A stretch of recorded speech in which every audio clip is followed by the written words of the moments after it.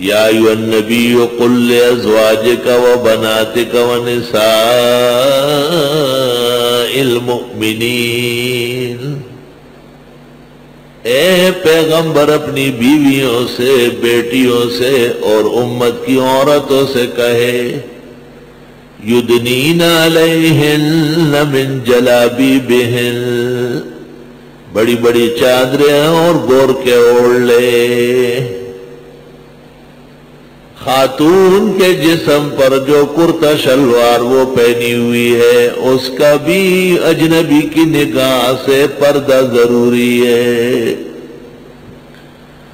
ہم یہ نہیں کہتے کہ پشاوری برقع ہو، سرحد والی عورتوں کی چیل ہو، ہم کہتے ہیں جلباب ہو جس کا حکم قرآن نے دیا ہے۔ اپنے من میں ڈوب کر پا جا سراغ زندگی، تو اگر میرا نہیں بنتا نہ بن، اپنا تو بن۔ یا ایھا النبی قل لازواجک، اے پیغمبر اپنی بیویوں سے کہے جو امت کی مائیں ہے۔ معلوم ہوا کہ مائیں بھی پردہ کرے گی، وہ بھی پابندے۔ وبناتک، اور اپنی بیٹیوں سے کہے، حضرت زینب، رقیہ، ام کلثوم اور فاطمہ، جن جیسی بیٹیاں آسمان و زمین نے دیکھی نہیں، ان کو بھی کہے۔ معلوم ہوا بڑے بڑے گھر اور خاندان زیادہ پابندے کہ وہ پردے کا اہتمام کرے۔ یدنی ونساء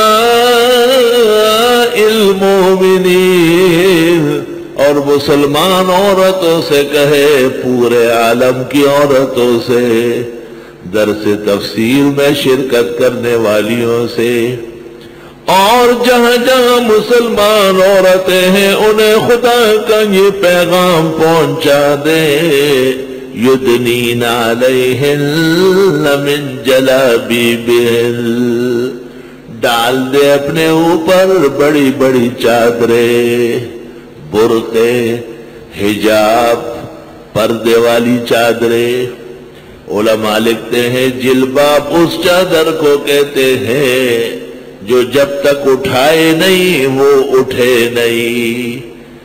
یہ نہیں کہ خاتون موٹر سائیکل پر اور اس کا برقع سامنے والی دیوار پر، بالکل۔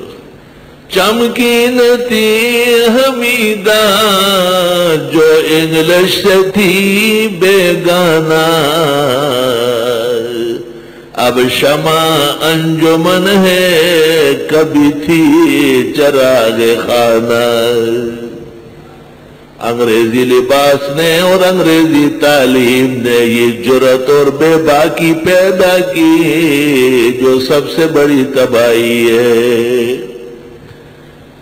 بعض لوگ سمجھتے ہیں کہ شاید پردہ مولویوں کا ایجاد ہے، بعض لوگ یہ خیال کرتے ہیں کہ بس یہ چند گھرانے ہیں سرحد اور بلوچستان سے آئے ہوئے، اور بس یہ لوگ عورتوں کو تنگ کرتے کہ جی آپ حجاب اوڑھ لیں اور آپ پردہ کریں۔ ان کو شرم کرنا چاہیے، یہ قرآن محمد الرسول اللہ پر نازل ہوا ہے، یہ سوات بنیر باجوڑ کوہستان میں نہیں نازل ہوا ہے۔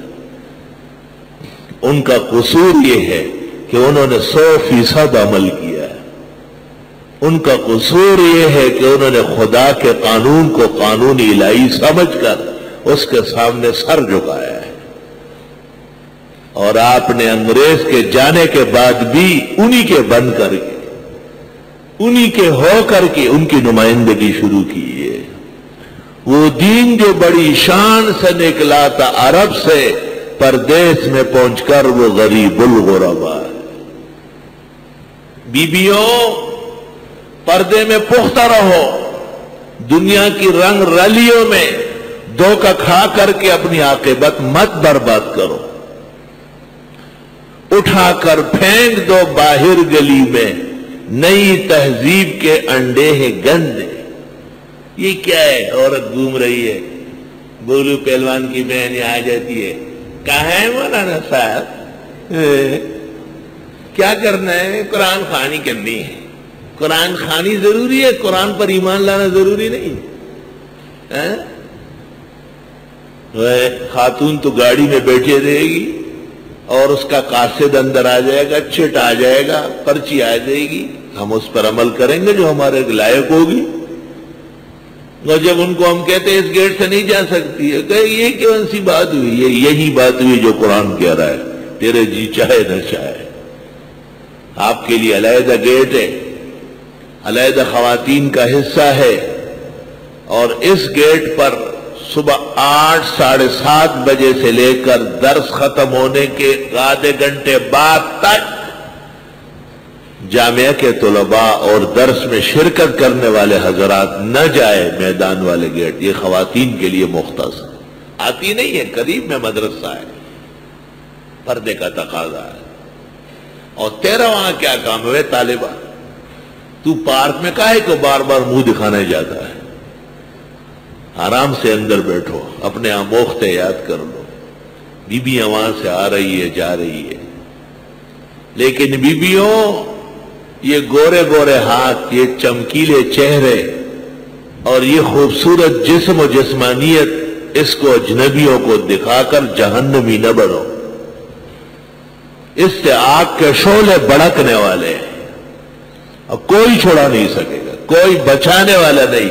مخبر صادق محمد الرسول اللہ صلی اللہ علیہ وسلم نے صاف کہا ہے، ایما امرأت، جون سی خاتون بھی عطر خوشبو کپڑے پہنے اور پھر مردوں کی مجلس سے گزرے، ابو داؤد، فہی کذا و کذا، اے زانیہ زانیہ زانیہ۔ خاتون جب گھر سے نکلے، اگر خوشبو پہلے کی لگی ہوئی ہے تو اس کو مٹا لے، کوئی گرم چیز اس پہ جگہ جگہ لگائے تاکہ وہ خوشبو ختم ہو جائے۔ ترمذی شریف میں ہے، مرد وہ خوشبو لگائے جس کا رنگ نہ ہو، بو ہو، اور عورت وہ خوشبو لگائے جس کا رنگ ہو، بو نہ ہو۔ اور یہ تو جب گزر جاتی ہے کسی راستے سے، ایسا لگتا ہے کہیں سے مشک و عنبر پھیلا دیا گیا ہے۔ چوب گلشن بوئیں آزلفے پریشان بگذرت، گل شوت شرمند بلبل از گلستان بگذرت۔ یہ ٹھیک نہیں ہے، یہ غلط ہے، اس سے توبہ کر لو۔ چونکہ خواتین بھی درس کا حصہ ہے، بڑی تعداد میں ہماری بہنیں اور بیٹیاں محترمات آتی ہے، ان کے لیے بھی ہدایات بہت ضروری ہے۔ اور پردے کا تعلق صرف مسجد سے نہیں، مدرسے سے نہیں، پردے کا تعلق آپ کی حیات سے ہے، آپ کی زندگی سے ہے۔